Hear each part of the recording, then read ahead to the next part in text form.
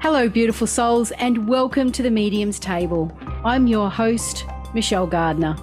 This podcast is your personal invitation to join me at the intersection of the everyday and the extraordinary. Together, we'll explore the magic of mediumship, share spiritual stories, and connect with fellow mediums on this incredible journey. So grab a seat, pour yourself a cuppa, and come join us at the Medium's Table, where spirits gather and stories unfold. Disclaimer, just a heads up to all our lovely followers. Our social media is a space where we share personal stories, including those of various mediums. Let's keep the vibe positive and respect each other's beliefs. Every journey is unique, and here we celebrate the diversity of experiences. I'd like to welcome to the show our amazing panel of mediums. They're back again today with another exciting topic. Children who see spirits or have psychic abilities. Now, this is a really great guide for parents out there around the world, and not just parents, aunties, uncles, friends, grandparents who have children or know children who have these abilities and don't know what to do with them or need more information. Now, our mediums are going to discuss this for you today. So without further ado, I'm going to introduce each one to you today. Now we're going to start with Em. Tell us a little bit about yourself, Em. What are your abilities, so to speak? What do you do and where are you from? So I'm from Australia and I still live here and country town. I am a hypno-psychotherapist, a medium channel, but my favourite thing to do is healing and Bowen therapy. Fantastic. Dawn from England. Well, as Michelle's just said, I'm from Liverpool, which is in England. I'm a spiritual medium, and I do a lot of the mediumship things. I'm not very eloquent this evening, so you'll have to excuse me. I do mediumship, trance mediumship, give readings to people. I teach. The list just goes on and on and on. So yeah, that's me. Fantastic. Dawn from Canada. Hi. Sorry, I just ruined that for you. I'm from Canada, Ontario. I practice evidential mediumship and I am also a Reiki healer. Awesome. Thank you, Dawn. Jeanette. Hi, Jeanette from Miami, Florida, actually Cuban, and very grateful for the United States and all that it's given me. And spiritualism, for me, it's evidential mediumship, some channeling, and some trance. I'm definitely healing individuals with therapeutic techniques through mediumship. Thank you, Jeanette. Alicia. Oh, hi. I'm Alicia, and I'm from, right now I'm not at home, but usually my home is in New Hampshire.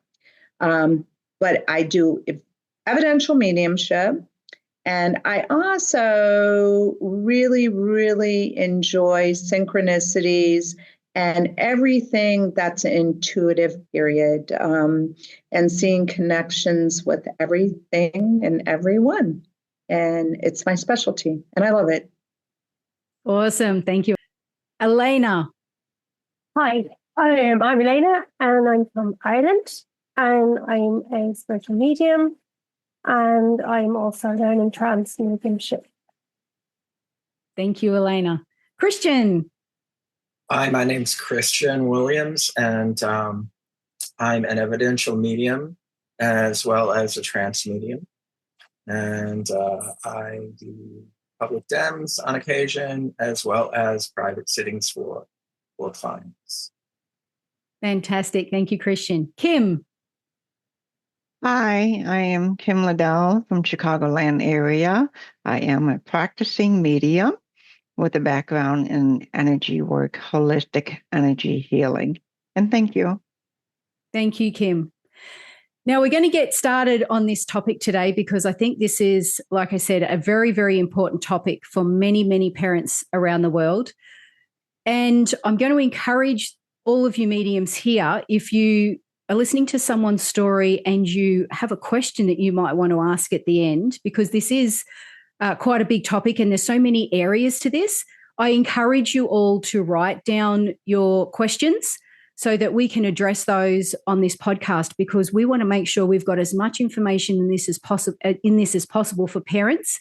I'm just going to point out for the audience, Kim, you're the exception. Kim is blind, so Kim won't be able to write anything down, but we just want to point this out because Kim is an amazing medium, and she shows that there are no boundaries when it comes to doing spiritual work. And she's very much an inspiration to many of us. So, and we thank you, Kim, for being on the show with us today as well. And all the rest of you for being here.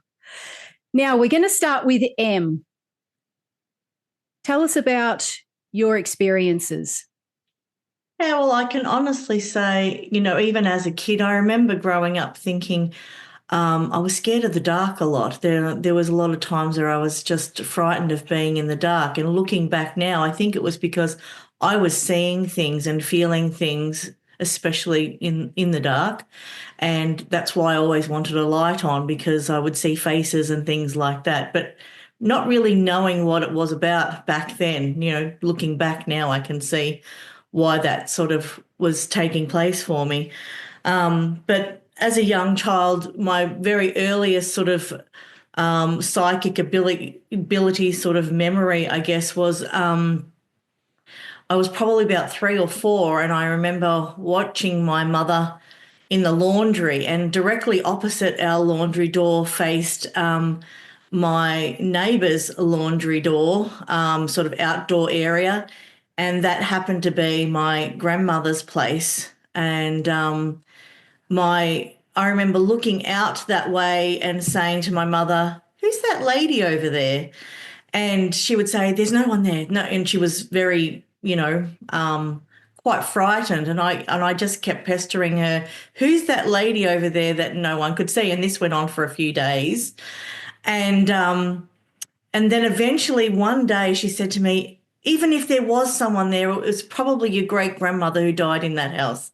So she knew what I was referring to, but she had a very frightened, I was just curious, but she had a very frightened sort of response, which I didn't understand at the time. And that grandmother just stared at me. Or that great-grandmother, I should say, just stared at me. She didn't have any facial expressions. She was just very stern, sort of looking and just staring out. So she just obviously was just there. But maybe in my mother finally acknowledging, she just disappeared and I never saw her again. And it was funny because only just recently I relayed that story to my auntie, who I hadn't spoken to about that. And she said, even my description of her grandmother was so accurate. She hadn't thought of her grandmother in so long. And she said she had that really stern sort of look and just stared out straight. And I thought, from even my description, she could pick that it was her grandmother. So I found that quite interesting. And then the only other thing that, happened to me was when my grandfather, when he passed, he actually came to visit me as a child. And I remember it so clearly. I was probably about 10 at the time, 8. I'm not really sure on my exact age. But I dreamt, well, I was in my dream state, I suppose I would say.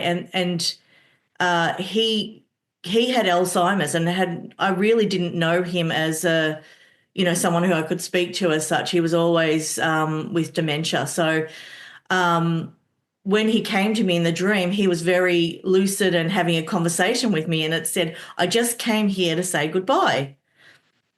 And I said to him in Italian background, "But where are you going, Nonno?" And he said, "Don't worry about where I'm going. I just want you to let everyone know that I've come to say goodbye."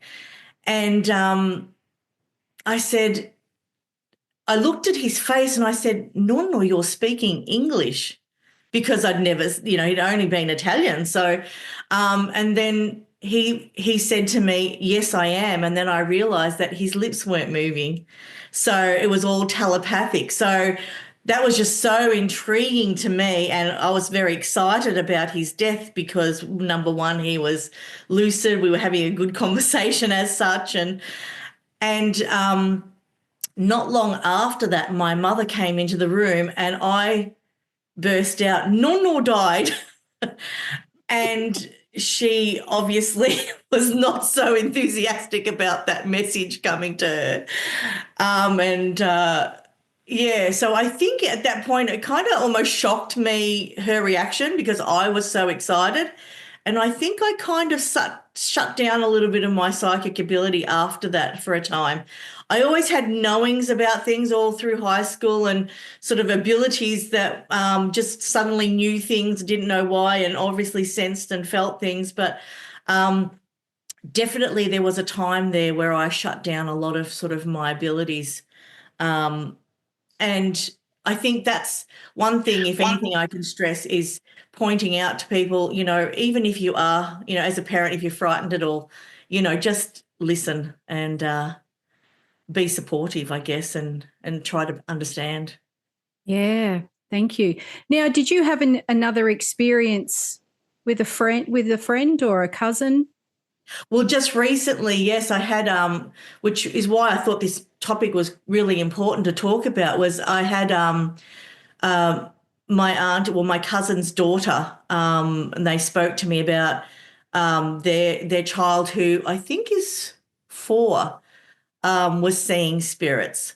So, and there was a particular incident which sort of worried a lot of them, because she was in the room by herself, or with her mother, and she was playing with some toys, or a particular teddy bear, I think it was. And she'd been seeing things previous to this that they kind of were brushing off a little bit or just wasn't sure about. But this particular day, the mother walked out for just a second to turn something off, and then was on her way back. And the young girl was saying, "Man, man, man," in the bedroom. And so she quickly rushed in there. And one of the toys that was on the ground was on the windowsill. And so that was the point where they were completely sort of a bit freaked out, because that daughter couldn't reach the windowsill. Wow. So there's an unknown now. You would die, would you not? Seriously, I would die. Yes. And of course, she was very, very Yeah. concerned about that. So is she experienced in this field? Did she know what to do, or has she now come to you about this? No, my auntie actually came to me, and I spoke to them about it. And look, I do clearings and so forth. So I did actually go in and do some clearings, and this is just from a distance. And then they also spoke to other people within their family members who had similar or some experience. Nothing like that, but yeah, similar. Incredible. Yeah.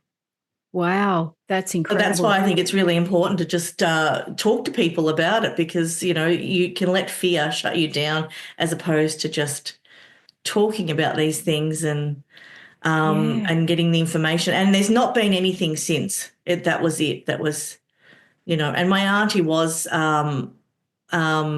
aware enough to say, when the child came to her house, "No, we don't have anything like that. You say, go away." And she never, ever had that experience in my auntie's house. It was more happening at her house. Yeah.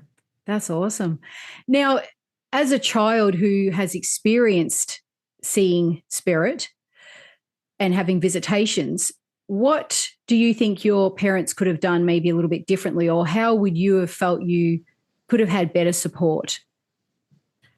It's sort of hard to say, but I just think that definitely not having the fear would have been helpful, because, mind you, I do understand, someone saying, someone's died and being excited about it. It wasn't exactly the easiest thing to deal with as such. But I just think that if they had back then too, it was a very spooky sort of subject. So it probably still is for a lot of people. I think just being open to it and just understanding and just listen.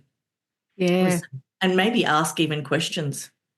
Yeah, thank you, Em. And it's a different time, different age now, isn't it?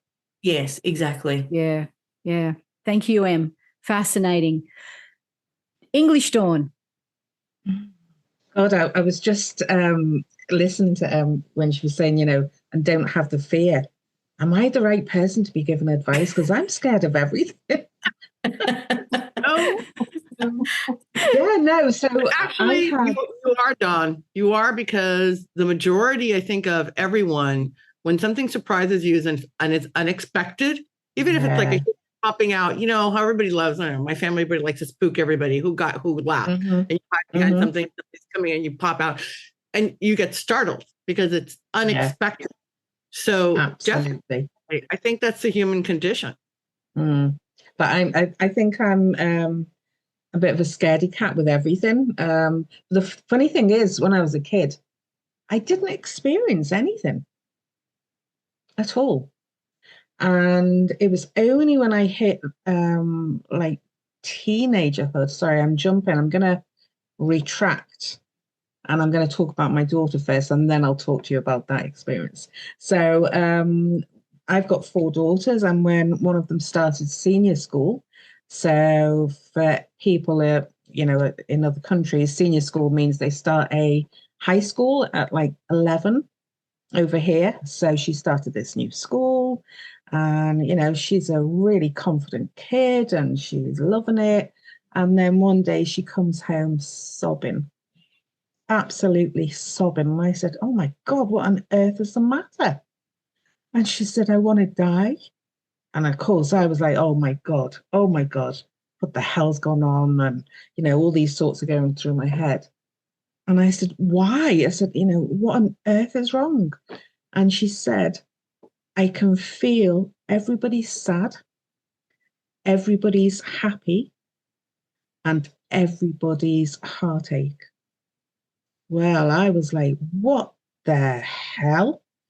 So I kind of took a step back from it. And by this point, I was working as a medium. So I kind of knew what to do. And I was like, okay, let me just kind of assess this. What is she actually experiencing?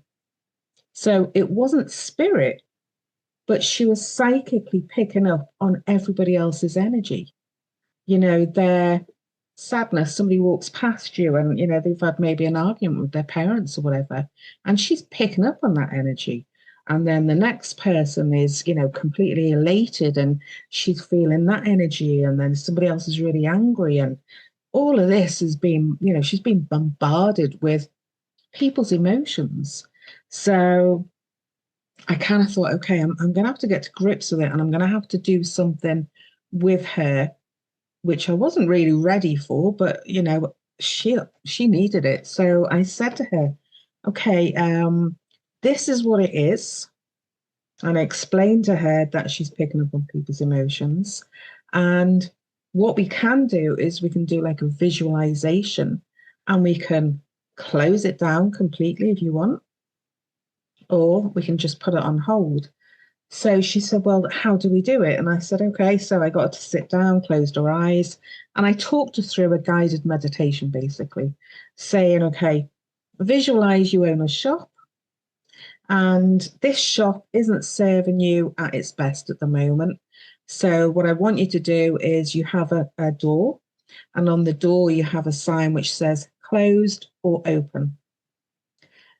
I want you to turn the sign to closed. I said, or I've got a hammer here. You can smash the shop to pieces if you want.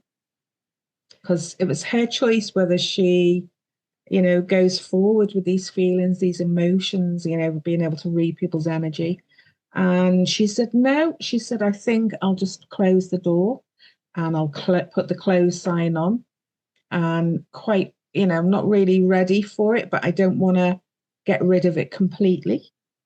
So that's what we did. And from that minute onwards, she wasn't bothered by other people's energy. So for people who don't know actually what it is, everybody has psychic abilities. When you walk into a room and you think, oh my God, the energy in here is bad. You can feel that somebody's had an argument and that's what she was feeling all the time. So it was quite intense. She's 27 now, still hasn't opened up. But I have to say she's a brilliant, brilliant medium, or she will be. So going back to when I was a kid, when I started senior school, so like I said before, I didn't have any experience of spirits when I was a child. When I hit senior school, I used to burst out crying for no reason. And I'd get taken to see the school nurse, and the school nurse would say, Dawn, what's wrong? And I'd think, oh my God, I'm going to have to make up a lie here. So I'd say, my nan died. She hadn't. She was still alive and kicking. But I used to go to the nurse quite regularly in tears. And I never understood why. And obviously, I was picking up exactly the same as my daughter was on people's energy, their sadness, not my own, because there was no rhyme or reason for me bursting into tears. I was a go-getter in school. I was a lively child. What can I say? So that wasn't me. And yeah, so I was wide open to the energy that I was picking up from people. So I guess, for any parents out there whose kid is experiencing a similar thing, first of all, pause and kind of like try to analyze why they're feeling emotional. Is there a reason for their emotions? If there isn't, it could very well be that they're actually picking up on other people's energies. So ask the kids, what are your friends like? Are they happy, or are they having problems or issues? Because you could be feeling what they're feeling. So to use it, to put it in a language that they understand, rather than using technical terms like psychic abilities and all that kind of stuff. So putting it, in basic language. So it was a really, really worrying time, because that was not her. She was just like me at school, confident, funny, loving, and then all of a sudden she's talking about not wanting to be here anymore. That really scared the life out of me. So as I say, we've never had any issues since. I occasionally drop it into conversation. Neve, when are you gonna kind of like open up? And she's like, yeah, not talking about it. So she's not interested in it yet. Whether she will in the future, I don't know. But it's important to know your child. Know what they're going through, and think about the people around them. And do you know what? And also for yourself as well. Sometimes we feel emotional, and there's really no reason for it. What are other people close to us experiencing? Because sometimes we're picking up on their emotions, not our own. So, yeah, that's kind of like my experience with psychic energy in children.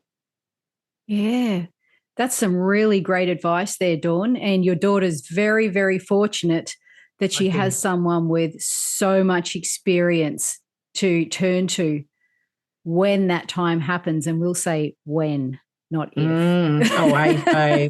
I'm a firm believer it will be when, because as we all know, spirit, when they're ready for you, boy, it happens, and you think, oh my holy God, what on earth is this? But you're drawn into it, and it's an incredible life to lead. But yeah, no, so that was my experience. Yeah, thank you, Dawn. Remarkable. And like I said, you got some really great advice going on in there as well for parents. Really great advice. Canadian Dawn. Oh, hey. Well, I've got a couple of kids I want to talk about. The first one is my nephew, and he is 40 now. But when he was 3 years old, his mom had told me that he had an invisible friend. And I can't remember what his name was, but he had a really weird name for him. And So my sister-in-law had said at the end of the hallway where all the bedrooms are, there was a big mirror. And she said she would get fleeting glimpses of this little boy.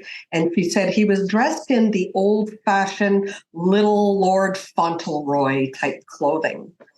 And so my nephew, his name is Travis, I guess this little boy befriended him and we get him to do things that weren't really good. He told him to jump off the deck, just really strange things. And so finally, I think the straw that broke the camel's back was Travis had shoved pennies up his nose. And his mom said, "What are you doing? What did you do that for?" And he said, "Well, so-and-so told me to." So my sister-in-law had finally had it, and she yelled at this spirit and told him to get out of this house, don't come back ever again. And she was just really, really mad. And she said he never came back. We never, ever saw him again. So that was one. So then, now my oldest son, he had a couple of funny little episodes when he was about 2.5 to 3, just that magical age, eh? I was getting him ready early in the morning. I was going to work or something, and he was laying on the floor, and I was getting him dressed. And he says, "Oh, Nana's here." And my husband's mom had passed. Probably it was less than a year at that point. And I went, "Oh," and I looked towards where he was looking and I didn't see anything. And I'm like, "Oh, that's so nice." And he would just do say funny things. Like one time my husband took him to a hockey game and he stopped in at Walmart first. He had to buy him a new coat. And so as they're pulling in the parking lot, he said, "Wouldn't it be so funny if Aunt Shannon was beside us at the hockey game?" And my husband's like, "Yeah, wouldn't that be funny?" "Well, didn't she pull in the parking space right beside them?" and my husband's like, "Oh, okay." So I thought that was just fantastic, But we always just, took it in stride and, just made it all nice. So now this same son, he has a little boy. Now this kid, I always say he is not learning things. He's remembering things. I swear he has been here before.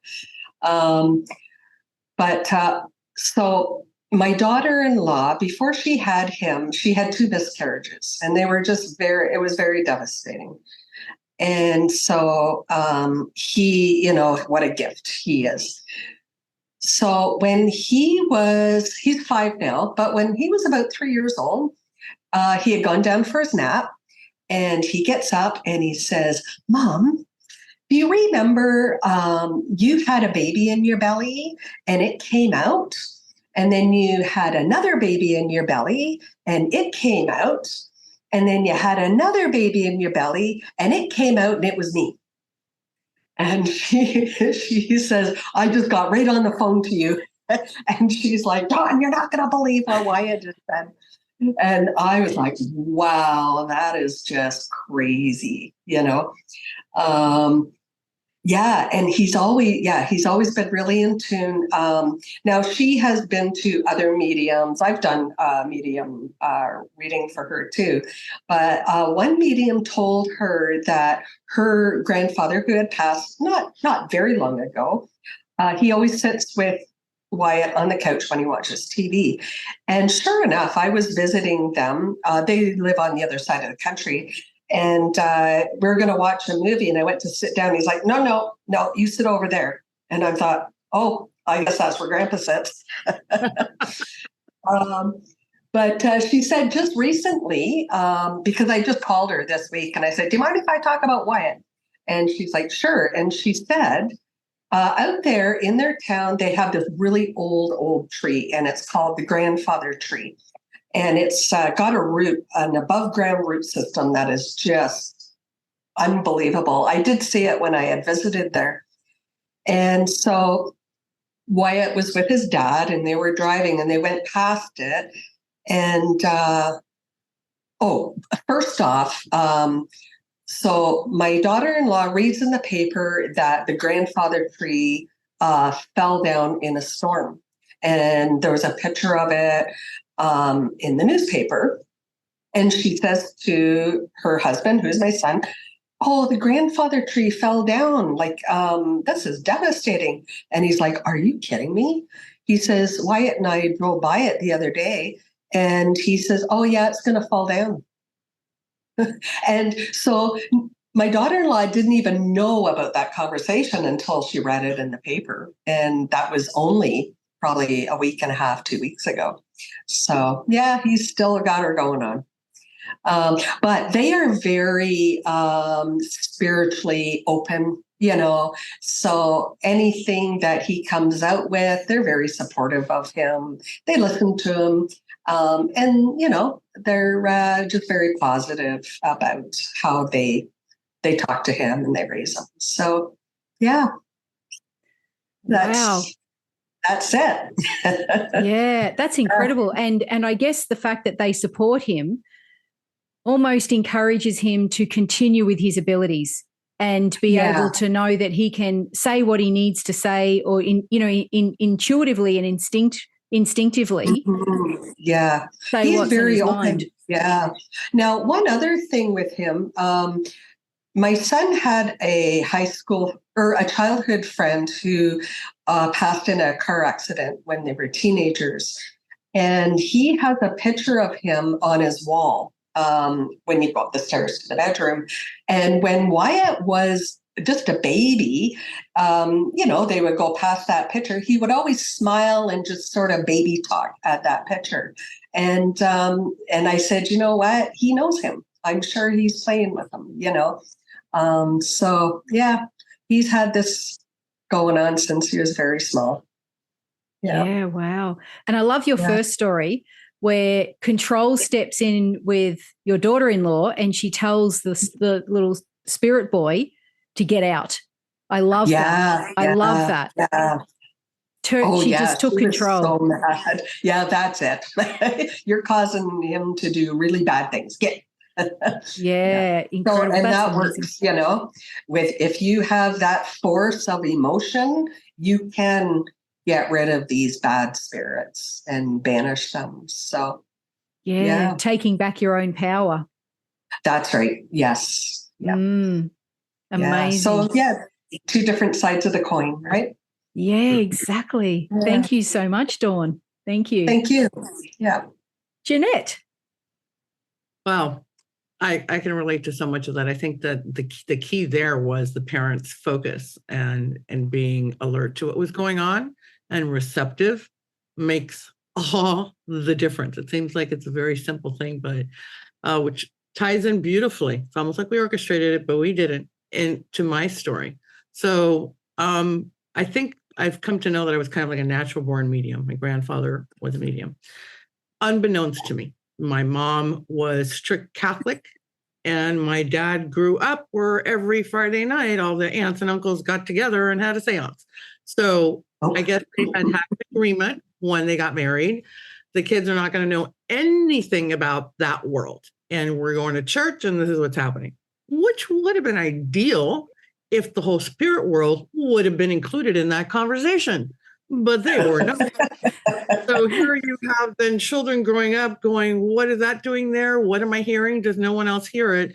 And being completely lost. My first clue in was my brother and I, we were 4 children, were somnambulistic. We were sleepwalkers. I only knew of my sleepwalking because the next morning, my 2 older brothers would just totally make fun of me and look at you. Last night you were doing this. I would just look at them like, wow, they're so far gone. Is that what happens to us as we get older? Is what I would think. They were 6 years older than me. They were preteens.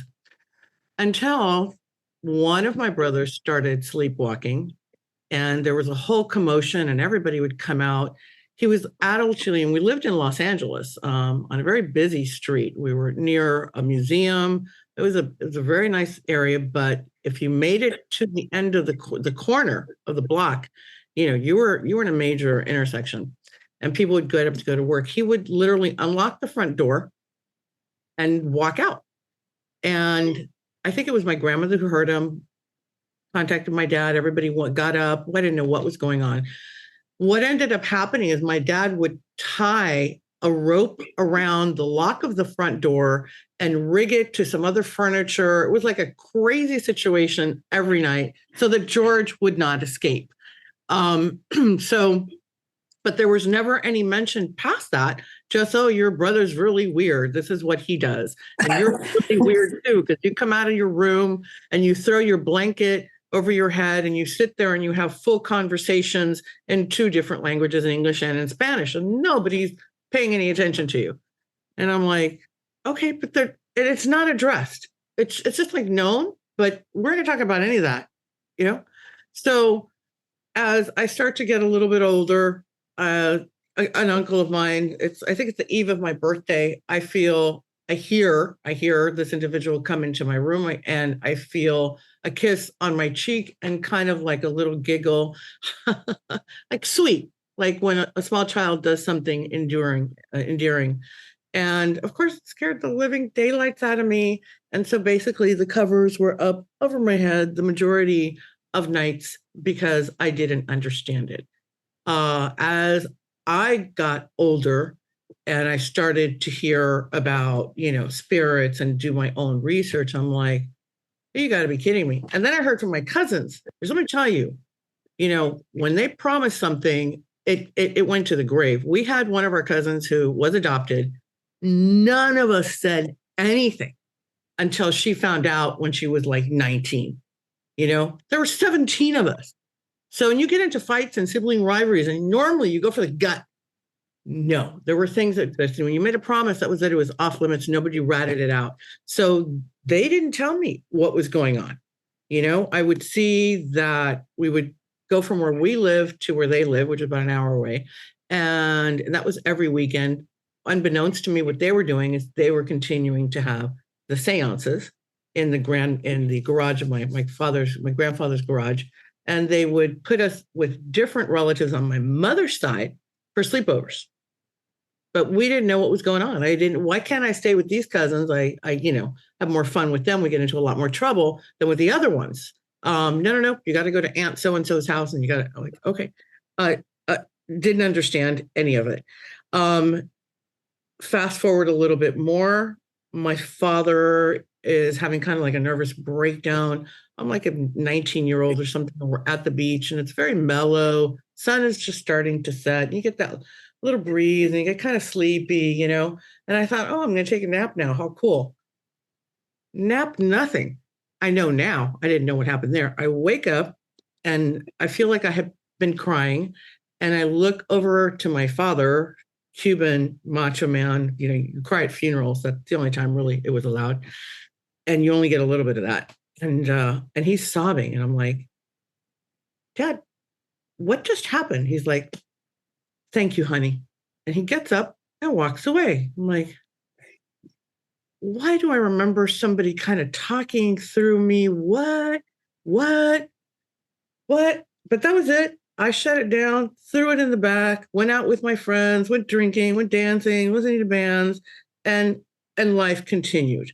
So for me, I get the path and I get as a couple how that worked for them. But the kids basically, we were screwed because nobody.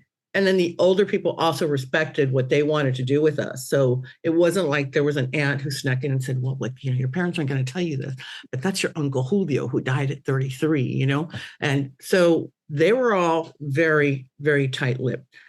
Moving forward, when my daughter then tells me, there's somebody in my room, every time we would turn off the lights, I really paid attention to it. And I'm like, I'm not going to repeat what was done to me. I'm also not going to scare her. So I said, okay, I'll sleep with you or come into our room. And in that house, I got to tell you, I would see full apparitions. I would see them in mirrors. We would be sitting down. It was a 2-story watching TV, and you would hear, it almost sounded like an entire shelf just fell. We both got up, ran upstairs. Nothing. She was fast asleep in her bed, but we both reacted. And my husband was like, not about any of this stuff. And he's like, what was it? I'm like, well, what do you think it was? He goes, no, it can't be what you say it always is. I go, well, then what is it? You tell me. Look around. Everything is in its place. Nothing is on the floor. And yet we both heard that sound. She slept through it. So I was conscientious of that. And when she got a little bit older, depending on her questions or what she would tell me that she was seeing or experiencing, I would address it. And I said, well, your grandma just died, and that's probably her. She was smelling Jean Naté, which was that grandmother's favorite go-to perfume. And I said, yeah, that could be her, just peeking and making sure that you're doing okay, and just, hanging out with you a little bit and visiting. It's just visiting with you. So this is now the second generation. A cousin of mine that grew up, keeping all those great secrets. He now has a son. And this is really, really cool. His mom was a medium, my aunt. His wife's mom was also a medium. Okay. So this kid is experiencing off the chart things. We had that same aunt that his mom was here in Miami dying, and she was in hospice, and we were gathered around her because we knew that night she was going. And we get a call from my cousin. He says, my son just saw mom walk past and like wave goodbye. And my cousin's on the phone, and as she's talking, straight line. That was it. She was out. She was gone. So it got easier with life. Like another aunt of mine, same family, putting out Christmas decorations, and I hear she was incredibly sweet and always got on my case for not calling her enough, because in this family, at least 3 phone calls a week to all your aunts, and I hear, it sounds like above me, Jeanette, I'm going now. I didn't like that you didn't call me enough, but we're going to have more contact now. And I'm putting together a light up deer, and I'm like, okay, Merry Christmas. And then sure enough, my cousin calls me, my mom just died. And I'm like, yeah, I kind of figured that's what was going on. So I'm hoping now with generation number 3, that cousin, I was talking to him a little bit, preparing for this. And I said, so I'm curious because I don't really have the parental, point of view. I can tell you what it was like for me as a kid. And that if they had been a little bit more open, it would have made things so much easier and really reduced my anxiety and my stress and everything else through life. And he goes, look, we talk about everything with him. We do warn him, though, of the world that we live in. He's in a Catholic school, is where he's at. That's, what they have chosen as far as his education. So we say, do not open your mouth in class to discuss anything. So, it's totally fine that you're experiencing all of this, but at the same time, we want to protect you, not just from ridicule. I mean, it would probably be a huge problem in that school where the parents get brought in and you do it, talk about it again, you're suspended, I mean, that's there's a lot of, regulatory things that they have in place, and that would just create, I think, a huge ordeal. And I don't think we're there yet in society for the kids to be ready for all of that.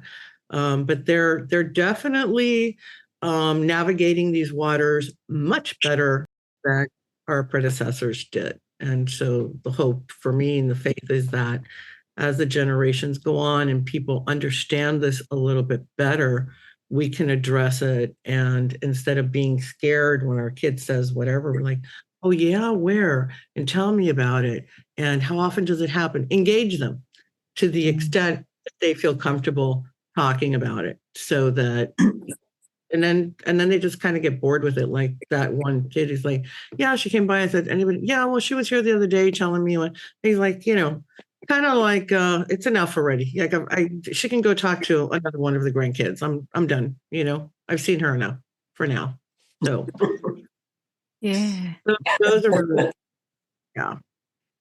Incredible. So that's realistically, channeling and mediumship is so intertwined within your family, isn't it?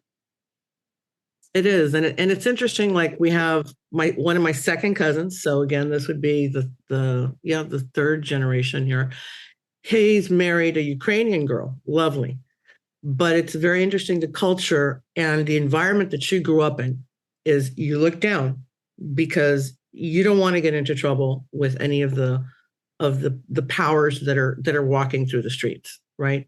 And you don't know when you're going to accidentally, do something that they created a new law. So they really are very quiet, and they tend to even look down. And then when they're talking to you, once in a while it's eye contact, but this is safe for them. This is safe. And I understand that. So she has really no religion, no God, no religion. And that her husband is the grandson of the medium grandmother, that passed away, that is now popping into and saying hello to everybody. So it's very interesting. And she's kind of opening up and wanting to understand more. They've had their second baby. So I'm kind of fascinated to see how now this new generation unfolds. And how they progress and how we behave towards them. To me, I think it's kind of exciting because I think it can, only grow and become more open and expansive. Definitely, it's not going to go backwards because that's, archaic. Yeah. So that is my take on it. Yeah. Yeah. And she's been married into the right family, hasn't she, to start opening up, and the support is all around her. All the time, because she's like, Cubans are so loud. We don't talk. You actually see her in a corner like this.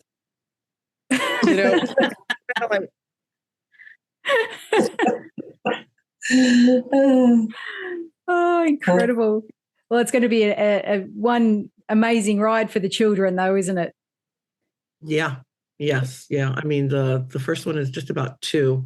So, and I wonder what the linguistics are there and what she's actually saying, so because it's a little bit further from me, I rarely see them. So I'm not privy. So I get downloads from my cousin, but she's also just really very reserved.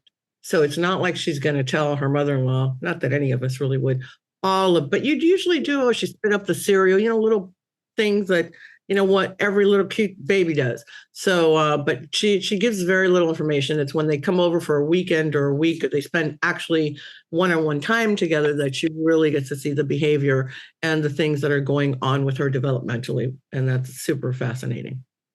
Yeah. Amazing. Thank you. Yeah. Thank you so much, Jeanette. Sounds like we'll need to do another episode of this a little bit further along the line, and you may have some real new stories to share with us all in their experiences. So thank you so much for that, Jeanette. My pleasure. Thanks for having me. Alicia.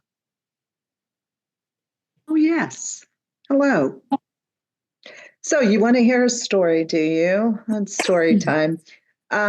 I love it when I come on, and I think I've said this to Michelle and Dawn and maybe a couple others, is when I hear other people's stories, somehow they all connect, and I see the commonalities and the threads of being woven between stories. And it's interesting because the stories I'm going to tell are pieces of each of your stories. And I find that fascinating.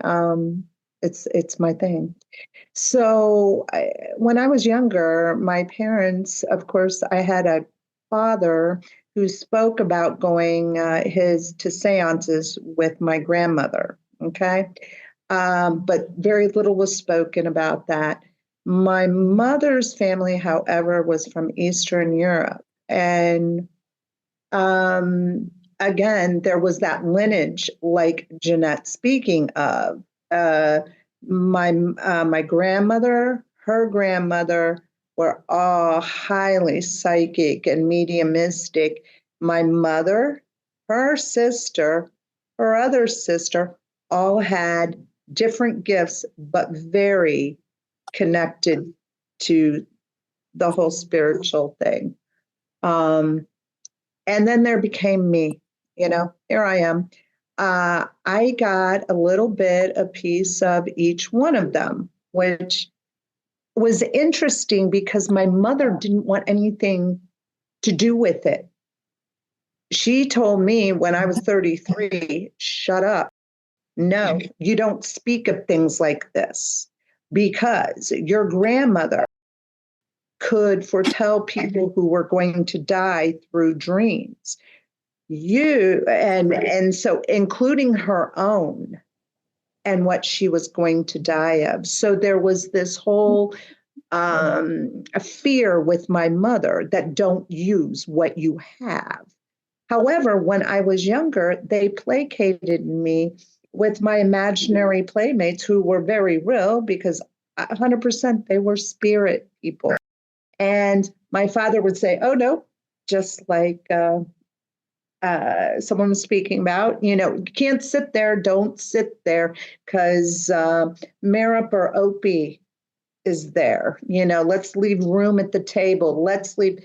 So it was very interesting. And I think Dawn spoke of that, please don't sit there. Dawn with an E, by the way. Don't sit there. You can't. Because Opie was there, of course. So that was my childhood. And as I grew older and I realized that the rest of the world didn't see things my way. So that was kind of an eye-opening experience for me. And at that time, a lot had happened. And I'm navigating this because here I had littles, they were all living at home. And what did I pass on to them? And I didn't want them to be afraid. And I wanted to have an understanding of how to teach these children to navigate a very different world. And so there we started. So I researched thoroughly and did all kinds of things. But I will never forget, and here's the story. My son comes and he could see them. Oh, he loved them. And we lived in this house. And there was a funeral parlor across the way, and there was a church next door. So it was like we always had like this revolving door of spirits. It was brilliant, but very disconcerting at times. And my one son, like I said, he could see very clearly, clear seeing.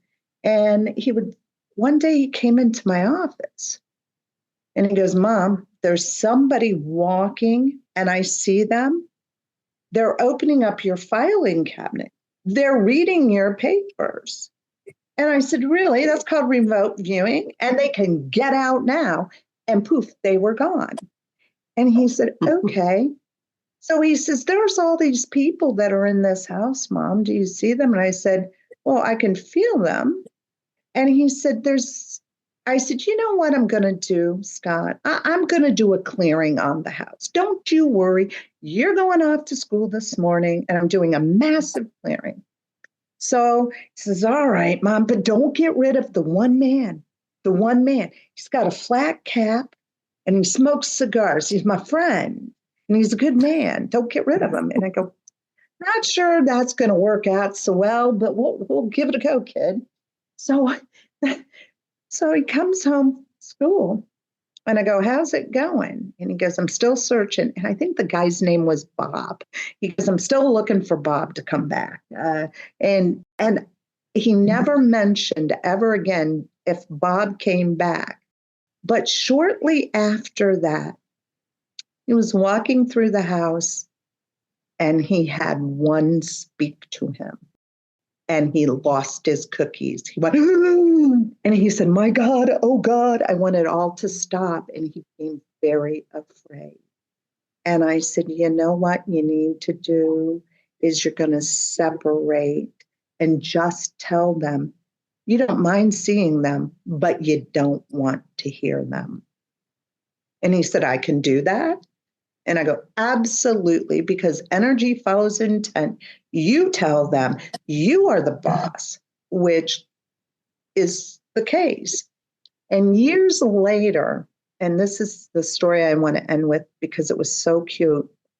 I never did psychic fairs back in the day. And there was one I did, in this little town in Vermont. And I did it for charity. And I'm working there. And it was $1 a minute to talk to me, to get whatever service they wanted. So I'm sitting there, and this little girl comes in with her grandmother. And she sits down in the chair. And she goes, "Are you good at what you do?" And I go, "Well, I some people might say yes, and maybe some might say no." And she was 8. And she said, "All right, it's $1 a minute, right?" And I go, "Yes." And she goes, "Okay, lady, I've got $1. I need some help." And I look at her grandmother like, "Is this okay?" And grandmother goes, "Yeah." She goes, "So I can't even sleep at night. They come out at night. They bother me all the time. Come out from underneath the bed. They are in the closets. They are everywhere. And I can't sleep." And I'm like, "Okay. So what you need to do is tell them to get out and say it very forcefully. Get out." And she looked at me, just kind of think about it. And she goes, "So what you're saying, lady, is they ain't paying rent here, so they can get out." And I go, "That's exactly what I'm saying, honey." And she goes, "Good advice." And she, 8 years old, she was such an old soul. She lays down the $1 and she goes, "Thank you. And I'll take one of those." She grabs a business card and I go, "You call me if you have any other problems." And she goes, "I will. But this was help."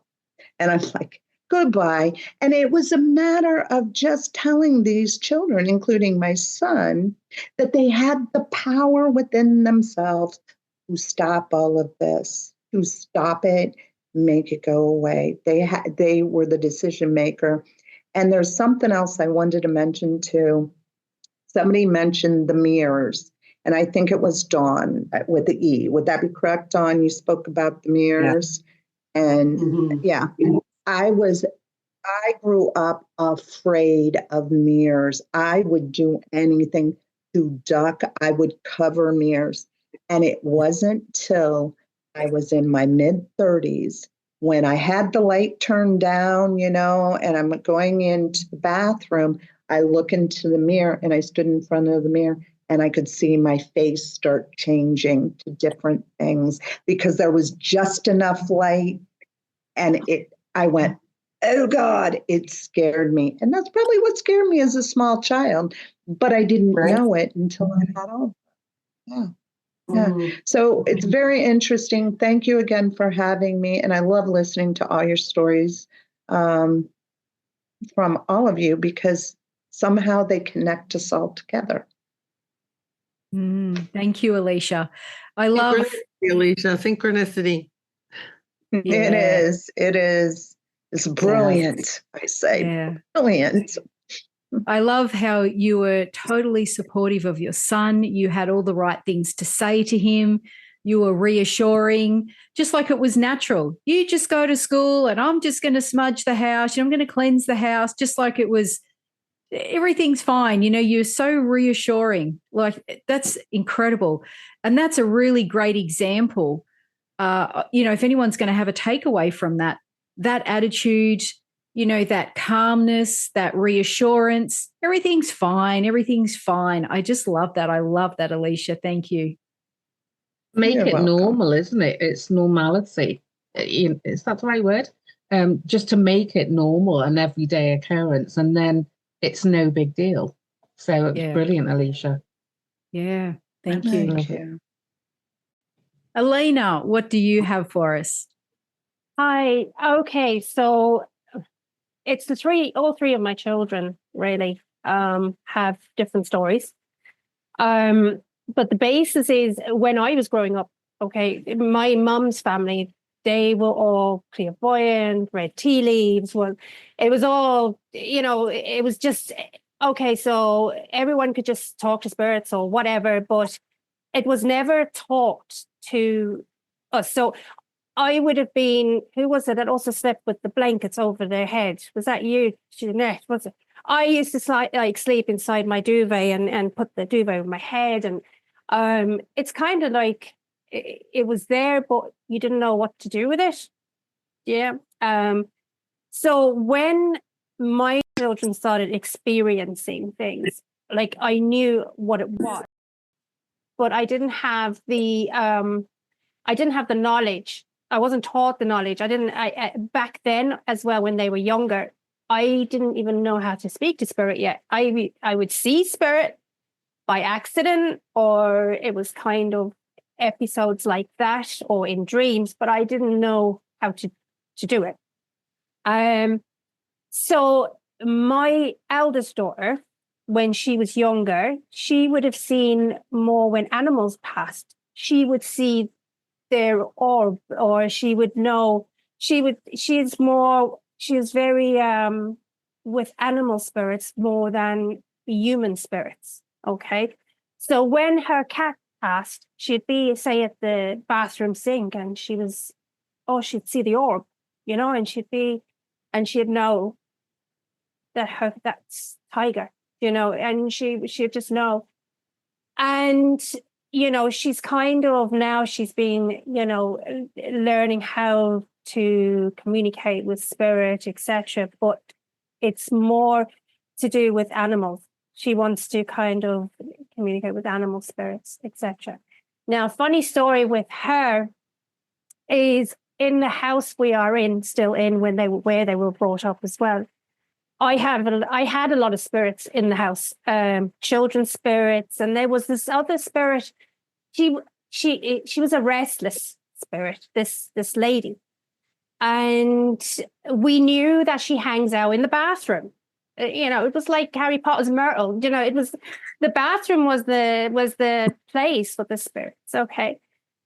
So when my eldest daughter, she would have been, she must have been about 17, 18, and she was in the shower, and she had her back to the opening, to the, you have the shower door around you, and she had her back to it, and she was facing the wall, and she was washing her hair, and she turned around, and she saw the spirit lady with, the long black hair, and she screamed. The spirit screamed, like, when got a fright. And the two of them were like, and she went, "Ma'am, I just saw," and her name's Amelia. And it turns out the younger daughter, the middle daughter, now she would have been about 5 years old. She had an imaginary friend called Amelia. So we're thinking, okay, this is the same lady, okay? Anyway, but that was hilarious. We knew she was around, and we knew she was there, and you'd feel her in the bathroom, but she was obviously, I don't know, but she doesn't seem to be around very much anymore. Anyway, so the middle daughter, she was quite, she didn't know how to deal with. She'd hear the spirits a lot. She would hear them, she'd see them. When she was 2 years old, she would be laughing at the armchair, and I'd be, okay, she's having a conversation with the spirit that's, this was in the house just before this. So when we moved here, she was about 5 years old, and she was going to the bathroom, and she'd stand at the bathroom door, and she'd scream, "Stop the voice, make the voices stop," because she was getting a bit, I think she was getting too much. Because it turned out she had ADHD and dyspraxia as well. So it didn't help getting all the, messages and voices talking all in the same time. And at the time, I was like, it's like, I told her what it is. I told her that's spirits, but I didn't know at the time what to do, or about putting the light up, or the shield, or, like Dawn said to her, like, I didn't know at the time. And it was kind of, when she got to about 15, she started self-harming. And she said it's the spirit is telling her to do it and telling her that she's no good at and things like this. And I was like, okay. So I knew a very good medium who here in Ireland, and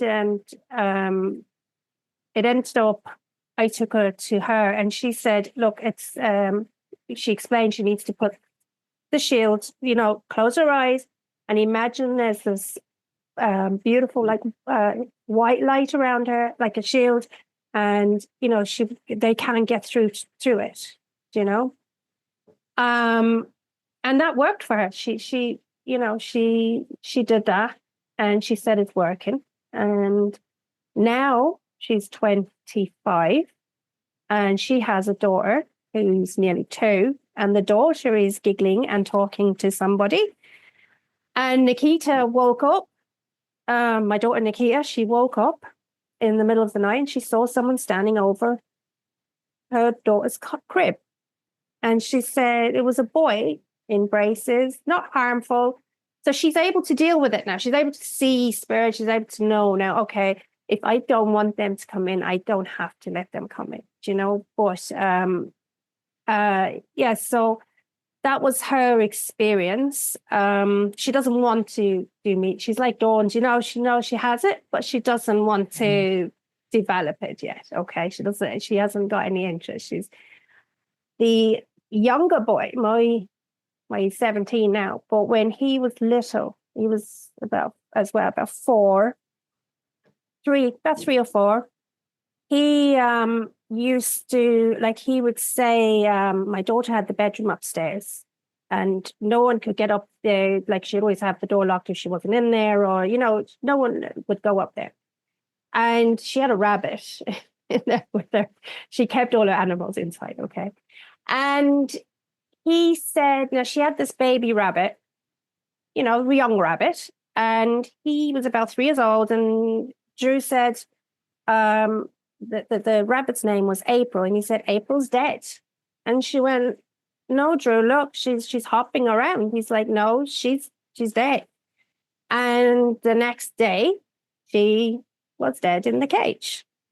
And then it was a few months later, he went, Granddad's dead. And we went, oh my, we just panicked. Oh, my mum was here. And we were like, oh my God, okay. The phone rang. And it was actually my dad rang up to say my godfather died.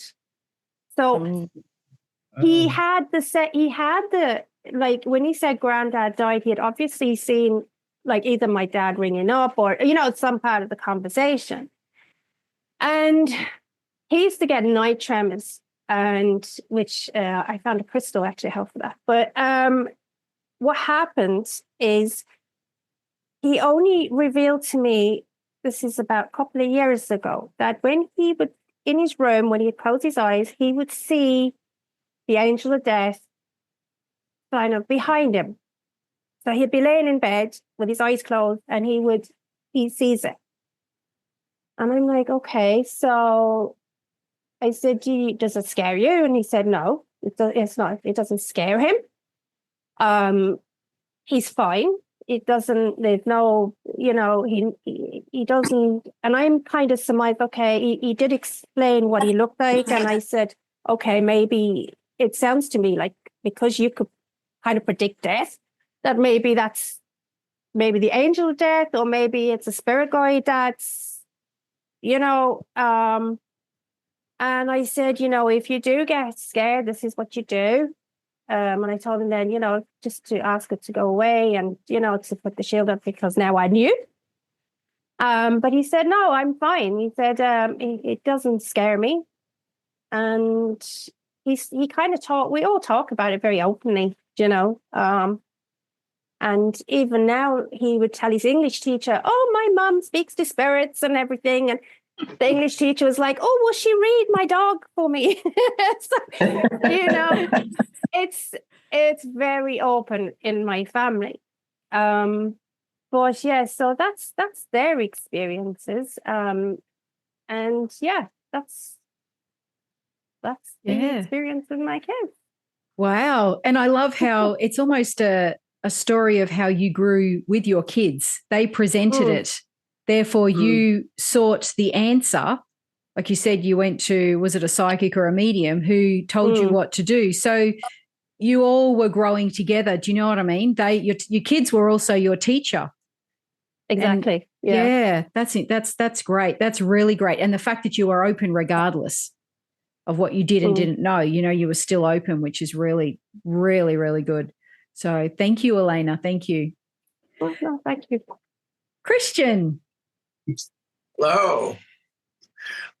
Well, I was a fairly psychic, mediumistic little boy, and I would talk to myself quite a lot as a little kid, and I realize now I wasn't really talking to myself. I was talking to my guides or my ancestors or whoever was there. But nevertheless, my sisters, I think, kind of thought I was weird, and to them, I kind of was weird. At any rate, what the first real story I had with my mother happened when I was around 4 or 5, and I talked to her about being in a valley with a nice stream, a very beautiful green valley. Not sure if it was in England or in Wales, but basically hills around with a very nice multi-level stone cottage there. And there was a boy that I would go to play with there who wore, what I remembered is he wore a ruff, which, is an old Elizabethan style collar. And I talked about this kid with the ruff, and this, I believe, was a part of a past life regression memory. But I remember that kid, and I also remember the, for lack of a better phrase, nanny lady who lived in this cottage. And this cottage was a place where kids on the estate would go during the day to, be taken care of and be able to play with each other when the adults didn't want them around, basically. So I talked to my mother about that, and she didn't know what a ruff was. So she had to look it up. So that was sort of the key thing. And then she had me recorded into a recorder. So it's on a recording somewhere. But that was sort of the first thing that happened. And then the second major thing that happened was I was in my bedroom when I was 6 years old, and it was late at night. And my great-great-grandmother, Sally Hatfield, appeared to me by my bed. And I was like, who is this, lady here dressed in this old gown with her hair braided and, tied up? And I got scared and I hid under the covers. And then I thought for a minute, well, why am I scared? I should find out who this lady is. Then I, put the covers back, and she was gone. She disappeared. Now, what I didn't realize at the time was that my clairvoyance was developing. I talked to my mother about what happened, but I knew my clairvoyance was developing. From that point on, though, I was never afraid of the dark, oddly enough. What I started doing is sleeping with the covers over my head, and I would start to pay attention to the images that I would get when I shut my eyes. So even though I wasn't really sort of academically, consciously aware of what was going on, I knew as a young boy that when I went to bed at night and I shut my eyes, I would see things. And gradually, I would just go to sleep. But sometimes things would be more involved. Sometimes they wouldn't be. But basically, I was developing my clairvoyance. And that was a time when I guess spirit felt it was easier to affect it. But it didn't give me nightmares. It wasn't bad. It, wasn't any of that.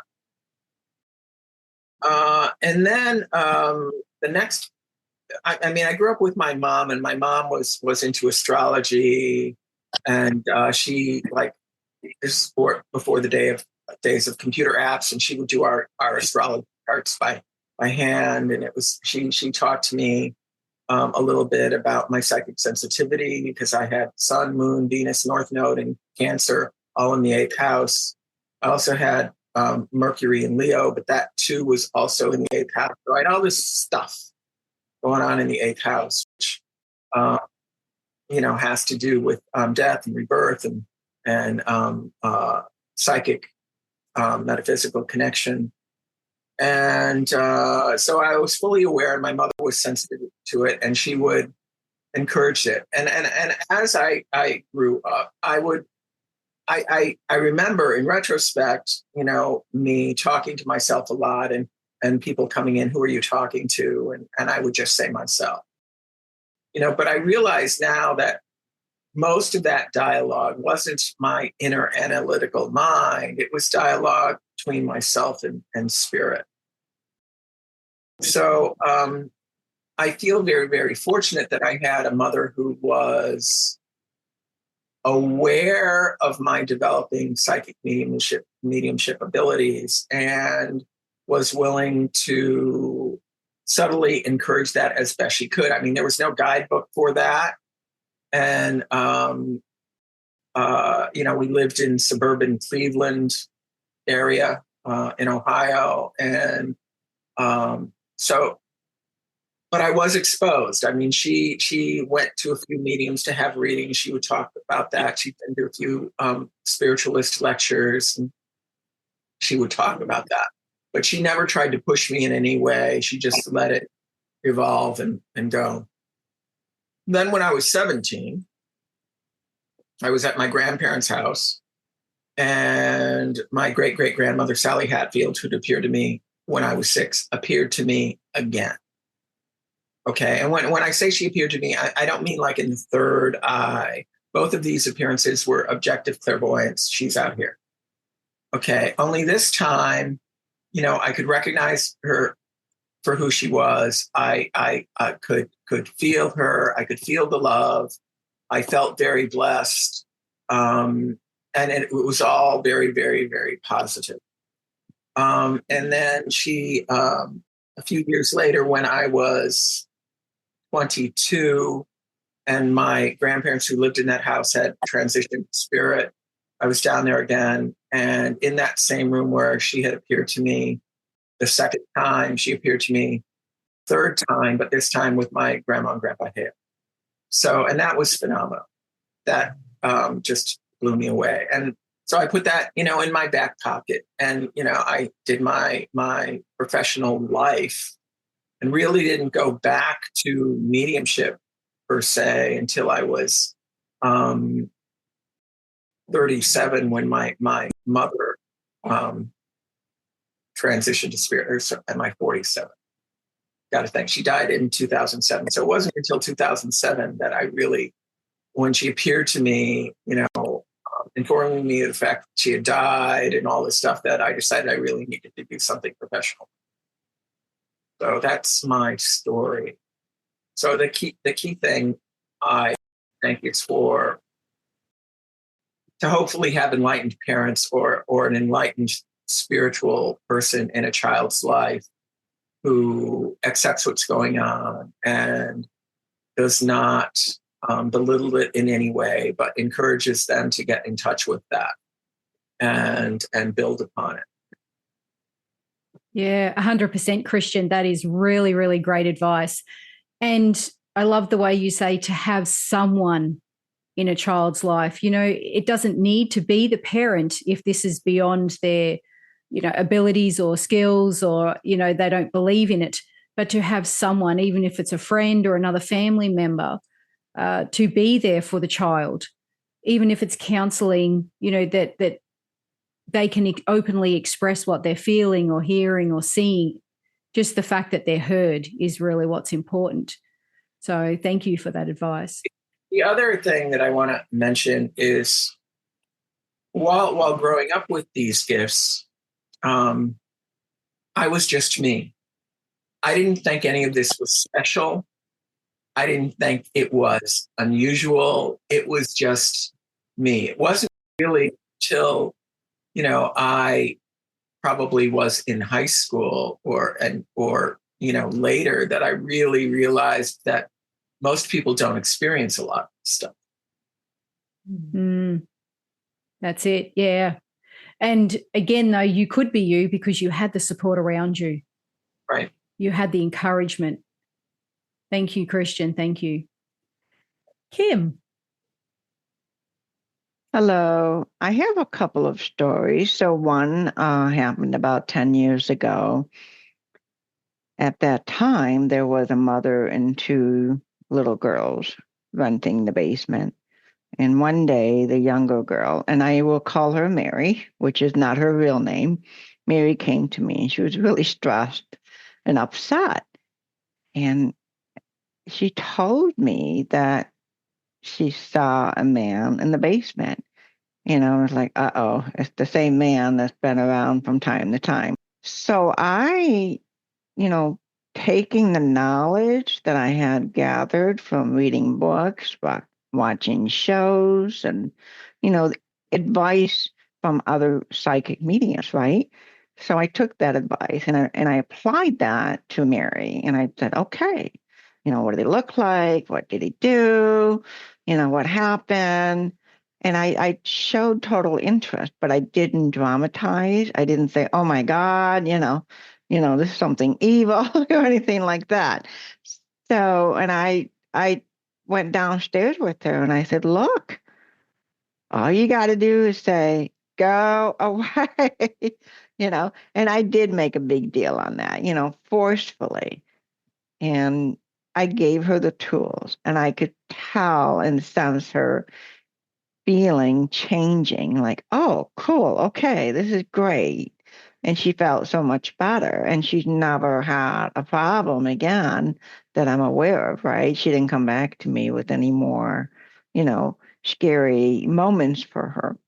So I want to thank the public and, the knowledge of books that people share in books and so forth. So I appreciate that. And it's just basically passing it on. And then another story, it involves my grandson, 4 going on 5, and everybody left the house, this house here. And I was babysitting. They were working on a project. And it was going on 9 at night. And I said to my grandson, come on, let's go to bed. So we go upstairs, and the mattress is still on the floor because the house is still in rehab. We had moved in the year before. And all of his Thomas the Tank train toys and tracks are all over the floor on the main floor. So we go to bed, mattress is on the floor. He gets up. I'm like, where are you going? I got to go get my train. He goes downstairs. Next thing I know, I can hear him running up the stairs really fast. And I'm like, I just knew there was a spirit. I knew there was a female, dark skin or black woman spirit in the house. And he ran in, drove under the covers, in hiding, huddling next to me. I'm like, what did you see? I saw an angry woman. And I said, Black? Okay. Well, sometimes spirits just come and visit. So don't worry about it, And then a week later, I'm babysitting again. My family is trying to finish a project outside the house. I go in the laundry room and he follows me. And it popped in my mind. And I said to my grandson while I was changing laundry, I said, remember that lady, you saw last week? And all of a sudden I could feel the energy around me. And then my grandson said, oh, she's here. She's here, And then I stopped doing what I was doing with the dryer and I turned to be side by side with my grandson. I felt him to see which way he was facing. So I lined up with them. And I said, sometimes they just have a story to tell. And the next thing I know, my grandson said, she's running away and this man is chasing her. And she's so scared. She actually had to kill him to stop him from hurting her. and I'm actually getting chills right now. So I could feel the energy, and I was like, oh wow, that's okay, So she told you her story. So that was an amazing experience. It unfolded over two different, visitations from the spirit. And it was just amazing how he was able to explain what he was seeing. I don't know if he was just seeing it clairvoyantly or hearing it or what, but he was perceiving it. I think I handled it well, and he was able to relay it, and both of us sensing it in different ways. The story came out. But the funny thing is, I don't think my grandson remembers this anymore. So, but that's a story that I will never forget. That was special. Wow. And it's great, like Christian said earlier, to have someone in a child's life that can help them with this, that can support them with this. So both children were lucky to have you there to support them through this and give them the strength and courage, you know what I mean, to not be afraid and to have some kind of explanation and reasoning around it. Thank you, Kim. You're welcome. Thank you. Do any of you mediums, any of you, have any questions for each other? Because I think we've had some pretty amazing experiences. Oh, Jeanette, you're waving. Oh, yeah. So I think, Elaine, you spoke about crystals, and you spoke about, I believe it's one of your children having, like, we call them here in the States, like night terrors or night horrors. I have a niece who, she's 10 and they're still going on. She's adopted. She was 2 years old when she came to the United States from China. And from the very beginning, I sensed something in the room that they were going to put her in. However, going back to, like, my mom was Catholic, my dad wasn't. Although my sister would be open to this, she probably wouldn't want to hear it if it came from another source. So I'm very interested in the crystals, of what you used, what crystal in particular, and any other information or specifics that you might have, because I know a lot from my therapy with children in my past work. A lot of children suffer from night horrors. And I've often thought, because in psychology, you don't really entertain it's a visiting spirit. And if I were to say that to a parent, I would have lost all my clients. So, but a lot of times that's what I thought. And I would kind of work on my own and send protection. But tell me a little bit more about that. I'm really interested in that. Okay, so my son, like, he would literally wake up screaming. He would call them, like, he'd say he had a bad thought. That's what he'd call it. Like, especially, it was almost seems to happen as well before he'd fall asleep, like properly fall asleep. He'd be going to sleep, and I suppose it would be at what you'd call now the meditative state, before sleep. Right. And he would wake up. Yeah. So it could be the middle of the night, or it could be before he goes to sleep. And he would always refer to it as a bad thought. And he would see this whole thing playing out in his head, and usually involved, like, say, he'd have this fear of me dying or something. But I was in the crystal, I was in the shop, in the crystal shop, and there was this blue crystal. Now, I will get the proper name for it for you. I just refer to it as the blue crystal. And they said this is still also when I was learning about crystals and things like that. Okay. So they said this is for bad dreams. So what I thought, okay, I bought the crystal. I knew to do the cleanse and charge it in the moonlight. And then I put it inside the pillowcase underneath his pillow. So he didn't know it was there. Because I thought this was my way of going, okay, I'm going to test out to see if this works. I'm going to test the crystal. Right. So if I tell him it's there and it worked, it could be just a mind over matter, right? So I put the crystal underneath the pillow in the pillowcase, so he didn't know it was there, and he didn't get night terrors anymore. It just stopped. And Wow. it was, I thought, okay, I left it a couple of weeks. And then I said to him, oh, I actually put this crystal underneath your pillow. And he actually slept with this crystal until he was about 13 or 14. And even if he went to sleep at a friend's house, he would ring me up and say, Mom, I forgot my crystal. And I would have to go and give it to him because he didn't know it was there in the beginning, he obviously then realized it works. He believed then it worked. But I call it the blue crystal, but I obviously it has a name on it. I will get the name and I'll put it in the. Can I ask you a question? You mentioned fear of death. Is that what you said?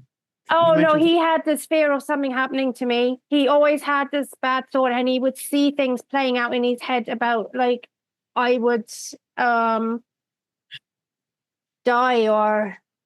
and then he was about 9 years old, and he was sitting on the sofa, and he just started bursting out crying, and he said, Mom, I'm scared if I die, I'm going to be on my own. And he was just crying. He said, I'm scared to die. I said to him, no, I said, you won't be on your own. And, he like the whole thing with him has always been, he could tell death, and death was seen to be around him. And, I said, when he saw the whatever it is, the angel of death or whoever it is that stands behind him, he's not scared of it anymore. Right. This seems to be a repetitive theme with my niece as well. If she hears, so-and-so had cancer, adults are carrying cancer. Where's cancer? They're going to die from cancer. Am I going to die from cancer? But since she was 7 years, it's like an obsession that's far beyond anything that would be in the norm. And she really hasn't had an experience where a person very close to her has passed from that. I've wondered if it's like a past life where sometimes there isn't enough resolution before they come in and reincarnate. And you'll see all of these things. Children have memories of death or, tragic passing or something. But thank you very much. I'm going to pass the crystal. I'm going to just, drop that. Hey, have you considered maybe crystals or something? Have you looked into that for her? And because it is like screaming, like somebody is, murdered. Yeah. Mm-hmm. Horrific. She still sleeps most of the time. Either my sister will go into her room, and half the time she doesn't really get a full night's sleep. She had a 7-9 week. My sister will maybe get 2 or 3 if she's lucky. Mm-hmm. And then it was the age of sleepovers. So that is not happening because she's scared to go and sleep over somebody's house and not be able to go into mommy's bed. So I'm pretty sure that there's a lot more happening there that is not visible, that is not understood, and that maybe could be resolved. I don't know, maybe with your blue crystal. We'll see. Yeah. Thank you. Yeah. Oh, no, I'll let you know what it is. I've got something to add that I'm listening to this and I'm going, oh my God, oh my God, oh my God. You could be talking about my childhood. 100%. I'm going. You're telling me that my niece is going to turn into you, Dawn. This is really scary now. I know. So sorry about that. Really now I'm sorry. Going to have nightmares. I'm going to have nightmares now. Okay. It's unfortunate. It's unfortunate. But no, I used to really struggle with terrible nightmares. Horrific. Yeah, I'd wake up and absolutely petrified. And I'm just trying to think now, was it a dream or was it actually physically And I was physically feeling people in the room. And that's just hit me in my head now. And I'd go running into my mum's, but I would have this horrific recurring dream of I'd be in our bathroom and I'd be washing my socks in the sink. Why I was doing it in the sink, I have no idea. And, I'm talking that I was like 10, 12, something like that. Never washed my own socks. And then from the room, oh God, this is so scary. from the room down the hallway, which led to my younger sister's room, my youngest sister, this is in my dream, would float out of her bed and float towards me in the bathroom. I'd look around and see this floaty body thing of my sister coming towards me, absolutely petrified. I'd wake up screaming, run into my mum's bedroom. Was I dreaming, or was I actually seeing a spirit? And you know how sometimes your spirit guides try to make things not as scary for you.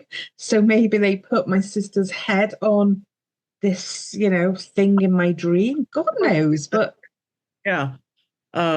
Or you just saw her actually in that state where the spirit separates from the body, a million different. Yeah, I mean, but it's a big problem. It's a big problem. I mean, there's therapists that specialize just in that. I mean, that's where she's at now. Right. She started, she needed help. She didn't know what else. And it's awful for a child to, I mean, I'm 58, so I've just come to this conclusion now. So it's awful for a child not to be able to understand what the hell is going on. But I do now firmly believe that I was seeing my sister astral traveling. Yeah. Because I have astral traveled for years and years and years. So was I traveling out of my body, and then I'd turn around and then I'd see her behind me, like a ghost? Petrifying. Yeah. No wonder, I get scared. Well, not a very or am I? You've had some life experiences that have, I guess, fed that fear, especially from a young age. So that's 175 an hour there. I'll do calculations and bill you. It'll be a little bit more. Your budget stars right now. I'll buy you a coffee, okay? That'll be your payment. A coffee and a chat. Wow. But yeah, I mean, seriously, when kids are petrified, and if somebody's not kind of like making it normal, mind you, in saying that, I never really spoke to my mum about it. Who was it who was saying that they didn't really talk about it? Yeah, Jeanette. It's just like well, I don't know whether that's resilience in a kid going, oh, okay, well, it's like stiff upper lip type thing, it's happened. What am I going to do about it? Until the next time it happens, then you're petrified and then you get over it. So it's that circle of fear, acceptance, Without resolution, which is what I said. Yeah. It wasn't a resolution until I grew up and I started figuring this stuff out. And I'm like, oh, that was astral traveling. Oh, that was trance. So, and still figuring it out and learning and developing every day. Yeah. Well, but it's horrific. And as a parent, you can't help them. And they're like, horrible. I was there once for it. I'm like, what is happening? I don't know. The older sister's like, no, that's Coco. She's, this is happening. I'm like, wow. Yeah. But it's interesting, isn't it? How, even now, this evening, there's been that realization of what something was when, I was a child. God, we're talking 50 years ago this happened. Yeah. And I think there's a lot that plays into some of these situations as well. For example, culture, religion, different beliefs in society. The era. I've written era 3 times on my paper. Yes.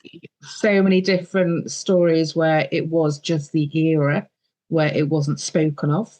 It wasn't an acceptable part of society. Yet my mum would constantly talk about ghost stories. Right. Or Scotland was saying that her son mentioned it to the teacher. If that happened in the States, the teacher would be going, your son, I need to have a therapist meeting with you. Please come in. He mentioned this, and it would be like a huge problem. Not, hey, set me up with your mom. I want to talk to my dead dog or whatever. No, that would not happen. But sorry, can I just say as well with Nikita, you know, when she was like 15 and she was doing the self-harming and she said it was spirit telling her, she said there was a man and there was a woman as well.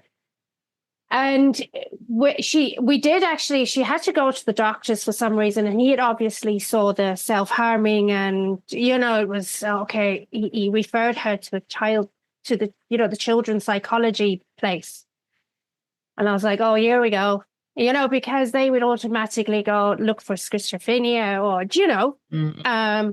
Anyway, we're sitting there with the child psychologist, and he then speaks with her and everything. And he turned around, he came back to me and he said, look, I think you should go with what's in your family about speaking with spirits. He said, she told me about it, and I think you should go and see the medium. And Fantastic. I was, what? Hang on, what? And you would never hear a psychologist say that, not in a million years. And it was just so weird. And she just felt good as well, because he was like, she's not multiple personality, she's not got voices in her head, it's what's in your family. And he was totally with the whole speaking with spirits, and I was like, okay. So again, that's interesting, isn't it? I think when we grew up, we were at the tail end of the Victorian kind of like era, mentality, shouldn't be spoken about, don't be stupid, it's nothing, you're not seeing it, and disregarding it because it was classed as witchcraft. Yep. The devil's work. Yep. Yeah, 100%. But now we're seeing psychologists going, go to see a medium. And I think that's really, really healthy. Don't automatically assume your child is, off their rocker.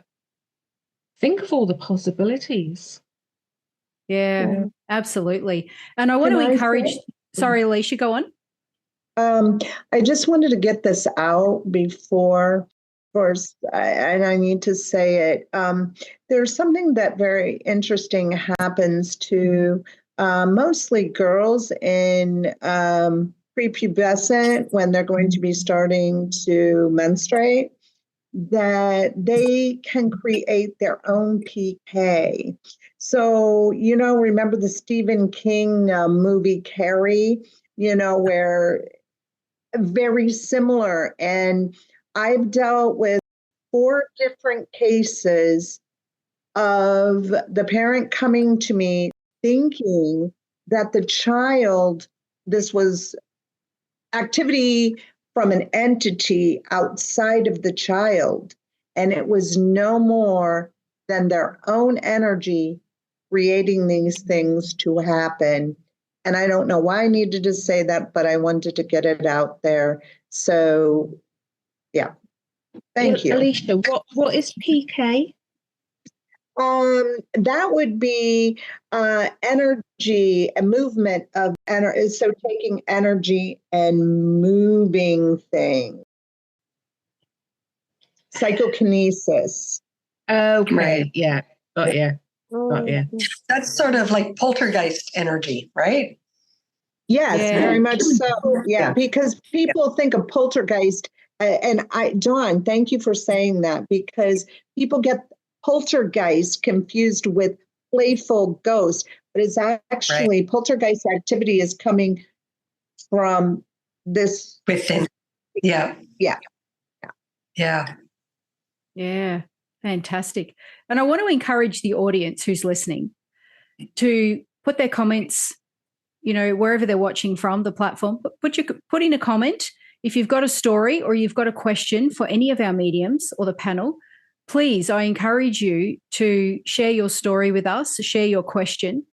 And I'll put everybody's details in the show notes as well. So if anyone wants to contact any of you for further information, or just in general, they've got something they want to share with, an individual person, then by all means, please, I encourage that. And if you've got a topic that you would like us to talk about and discuss I welcome that as well. Does anybody have any last words before we wrap this up? I think as a mum and as a medium and as a kid who obviously had scary experiences, I think it's as a parent, it's recognizing when a child's behavior is not the normal behavior, and understanding that children sometimes don't have the language to explain, because I certainly didn't, what's actually going on in their head. Crying at school. Why am I crying? Why didn't I even tell my mum I was crying in school? And I was ashamed. Having the nightmares, my mum would ask, I jump into her bed. What was it about? I'm like, oh, I don't know. But I do know, because it was repetitive dreams or nightmares. So watch your children when they're scared. Try to, comfort them, and then try to get them to talk about it. Don't force it, but, allow them to have the opportunity to speak about it if they need to. Yeah, create that safe space. To it. Yeah, create that safe space. Yeah, I could just add to that, because we talked about fear of adults, and the other side of that is to be embarrassed. So say, you talk about it with another individual. At least in my country, right, in the U.S., it's not a given where you go in and you say, oh, my kid had these. You think she's seeing ghosts? You think she's seeing, the other parents would be like, what? I'm late for Pilates. I got to see later. I'll see you. So have the courage to overcome that. And I think that those opportunities present themselves, right, when you're having conversations with them. Doors open. And I think the more people are able to talk about things like this, the more help will be attained. You connect, like in our conversation today, a lot of us we clicked into memories and we're like, oh man, that's what that was. Same thing. When it's your kid, nothing should stop you. So have the courage to face that embarrassment and ask questions. Ask your therapist that's seeing your kid, hey, could this be a spirit? That's, what do you think about that? And research. I mean, today you could do a lot of this on your own. So, but I see embarrassment stops people, at least here, quite a bit and then once you do cross that threshold, oh yeah, you too. You'd be surprised how many people are actually seeing and sensing the same things, because it's a very, I think, inborn natural ability for most of us. It's being brave enough to open up the conversation. It's being brave enough to open up the conversation. Yep. Yeah. And it definitely is. And I think what you touched on there, Jeanette, about it being a natural ability. So when I first started going to a development circle, I was being taught stuff and I was going, well, I've been doing this all my life. Don't normal people, experience this? And the medium would go, no. And I'm like, oh, so, the way that we think as well has an impact on, getting yourself out there and just kind of like being open enough to have that conversation. I mean, I once said to my mum, I wish my bloody head would shut up. And she's like, what do you mean? And I'm like, all this chatter in my head is driving me insane. And then I stopped myself and I went, what's in your head? And she went, nothing. Oh, wow. And I was like, oh my God, I must be mental. But no, maybe it wasn't mentalness. It was spirit chatter. You didn't put up the do not disturb sign. Yeah, should have done. That's it. Exactly. Thank you so much, guys, for joining me today. I know this has been a long recording for everybody, but a big topic and a necessary one that I feel needs to be discussed. And most likely, especially, again, we're coming into a different age and a different era that is at the forefront of questions needing answers for many parents, grandparents, friends, aunties, uncles. These things are happening, and not just to children, but to adults as well. So I want to thank each and every one of you for your wisdom, your knowledge, your courage to speak about your own experience as well. And I'm going to put all of your information in the show notes below. And almost all of you have already had previous interviews and episodes. So if you're watching this, please like, share, and subscribe. And also go back and have a look at the previous episodes. Again, I'm going to put those in the show notes to make it easier to find each and every one of you. Thank you again, guys. And I look forward to our next topic on the Medium's Table. Thank you. Thank you for the Thank you. Nice. Thank you. To view the show notes, head over to themediumstable.com.au. If you want to watch these episodes, head over to our YouTube channel, The Medium's Table Podcast.